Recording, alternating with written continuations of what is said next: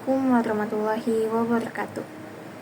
Shalom, Om Swastiastu, Namo Buddhaya, Salam Kebajikan. Perkenalkan, nama saya Safira Ramadhani Wirawan dari kelas A dengan NIM 4524091246. Di sini saya akan mempresentasikan bagaimana menjadi mahasiswa yang religius, jujur, bertanggung jawab, dan disiplin. Nah, yang pertama religius. Apa sih sebenarnya yang dimaksud religius itu? Religius adalah nilai karakter dalam hubungannya dengan Tuhan. Ia menunjukkan bahwa pikiran, perkataan, dan sebuah tindakan seseorang yang diupayakan selalu berdasarkan nilai-nilai ketuhanan dan atau ajaran agamanya. Nah, baik. Yang pertama, berketuhanan. Sebenarnya di dalam jiwa setiap manusia itu sendiri sudah tertanam benih keyakinan yang dapat merasakan adanya Tuhan itu sendiri. Rasa semacam ini sudah merupakan fitrah atau naluri insani. Inilah yang disebut dengan naluri keagamaan. Nah, yang kedua, pluralitas. Ada beberapa godaan dalam beragama ini yang menjadikan Tuhan beragama menjadi mengarah pada bentuk-bentuk lain yang memang bukan bersifat religius. Ada fundamentalisme, ada anti Tuhan, ada anti agama, kemunafikan, dan sebagainya. Nah, yang ketiga, unsur agama. Menurut Stark and Globe tahun 1968, ada 5 unsur yang dapat mengembangkan manusia menjadi religius, yaitu keyakinan agama, ibadat, pengetahuan agama, pengalaman agama, dan konsekuensi dari keempat unsur tersebut. Nah, selanjutnya ada pun beberapa contoh menjadi mahasiswa yang religius. Yang pertama, membiasakan diri untuk sholat duha. Yang kedua, belajar ilmu agama untuk memperdalam hubungan dengan Tuhan. Yang ketiga, membaca buku-buku yang baik tentang agama. Yang keempat, menerapkan nilai-nilai agama dalam kehidupan sehari-hari. Adapun manfaat dari sikap religius, yaitu memiliki kerangka moral yang kuat, menemukan makna dalam kehidupan, patuh dalam melaksanakan ajaran agama yang dianutnya, hidup rukun dengan pemeluk agama lain. Lalu, toleran terhadap pelaksanaan ibadah agama lain. Lalu, merasa terhubung dengan sesuatu yang lebih besar dari diri sendiri. A few moments later. Nah, demikianlah pembentukan religiusitas harus dilakukan secara multidimensi. Yang diharapkan muncul dari keberagaman multidimensi itu adalah seperti yang saya sampaikan beberapa materi tentang religius serta contoh-contohnya dan manfaatnya. Bahwa Tuhan selalu melihat di mana dan kapan saja ia berada. Itulah ciri manusia religius sejati. Nah, selanjutnya yang kedua, jujur. Jujur adalah perilaku didasarkan pada upaya menjadikan dirinya sebagai orang yang selalu dapat dipercaya dalam perkataan, tindakan, dan pekerjaan, baik terhadap diri sendiri maupun terhadap pihak lain. Tidak khianat. Berkhianat adalah seburuk-buruk sifat yang dimiliki oleh seseorang. Sungguh-sungguh suatu bencana besar kalau seseorang sudah dihinggapi penyakit ini. Yang pertama, kejujuran. Jujur merujuk pada suatu karakter moral yang mempunyai sifat-sifat positif dan mulia, seperti integritas, penuh kebenaran, dan lurus sekaligus tiadanya bohong, curang, ataupun mencuri. Dalam suatu percakapan, pernyataan dapat betul-betul benar dan akan menjadi tidak jujur jika niatan dari pernyataan itu adalah untuk membohongi pendengarnya. Adapun untuk menjadi mahasiswa yang jujur dapat diwujudkan dengan tidak melakukan kecurangan akademik, seperti tidak mencontek, tidak melakukan plagiarisme, tidak memalsukan nilai.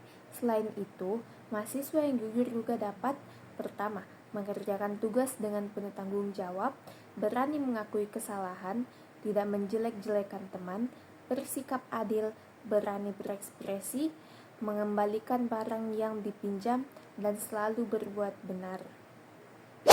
Oleh karena itu, mari kita kembali kepada kejujuran. Bangsa yang besar adalah bangsa yang saling kerjasama antar warganya. Kerjasama untuk membangun negeri ini bisa terjadi karena kita saling percaya. Dan kepercayaan terjadi karena kita semua berbuat jujur. Nah, selanjutnya bertanggung jawab. Apa sih yang dimaksud bertanggung jawab?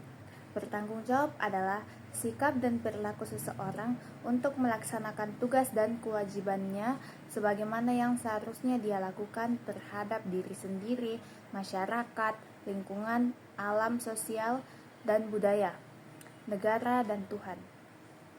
Adapun macam-macam tanggung jawab. Yang pertama, tanggung jawab kepada Tuhan yang telah memberikan kehidupan dengan cara takut kepadanya, bersyukur, dan memohon petunjuk. Yang kedua, tanggung jawab untuk membela diri dari ancaman, siksaan, penindasan, dan perlakuan kejam dari manapun datangnya. Yang ketiga, tanggung jawab diri dari kerasukan ekonomi yang berlebihan.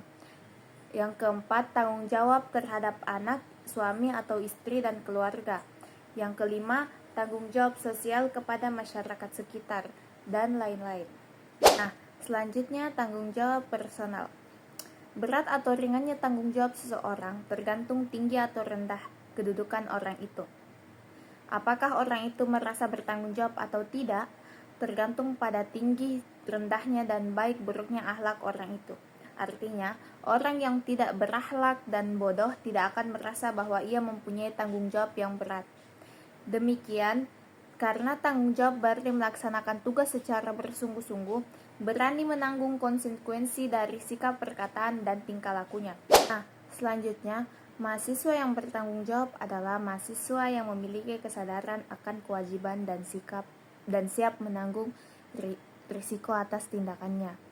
Adapun beberapa ciri-ciri mahasiswa yang bertanggung jawab. Yang pertama, membangun karakter. Yang kedua, memiliki etika. Yang ketiga, berkontribusi aktif dalam masyarakat. Yang keempat, menjaga kesehatan. Yang kelima, memiliki keseimbangan. Yang keenam, bertanggung jawab sosial dan moral. Yang ketujuh, mengelola waktu dan tugas dengan baik. Nah, selanjutnya disiplin. Disiplin adalah tindakan yang menunjukkan perilaku tertib dan patuh pada berbagai ketentuan dan peraturan. Nah, selanjutnya arti disiplin. Disiplin merujuk pada instruksi sistematis yang diberikan kepada murid atau disiplin. Untuk mendisiplinkan berarti menginstruksikan orang untuk mengikuti tatanan tertentu melalui aturan-aturan tertentu. Disiplin diri merujuk pada latihan yang membuat orang merelakan dirinya untuk melaksanakan tugas tertentu atau menjalankan pola perilaku yang tertentu, walaupun bawaannya adalah malas. Maka disiplin diri adalah penundukan diri untuk mengatasi hasrat yang mendasar. Disiplin diri biasanya disamakan artinya dengan kontrol diri atau self-control. Nah, selanjutnya disiplin dan cita-cita. Disiplin diperlukan ketika kita punya cita-cita. Karena untuk mencapainya diperlukan disiplin. Di dunia pendidikan, pelajar yang berdisiplin akan menganggap cita-citanya sebagai alat ukur untuk berhati-hati atas perilakunya. Oleh karena itu, semua perbuatannya ditunjukkan untuk cita-cita tersebut. Nah, selanjutnya disiplin dan derita.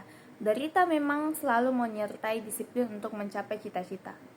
Namun, setelah sampai pada cita-cita tersebut, kita akan mendapatkan kebahagiaan dan kebanggaan yang tiada taranya. Bukan hanya itu, dalam proses mencapai cita-cita itu, dalam mendisiplinkan diri, kita juga berbahagia. Nah, adapun contoh menjadi mahasiswa yang disiplin.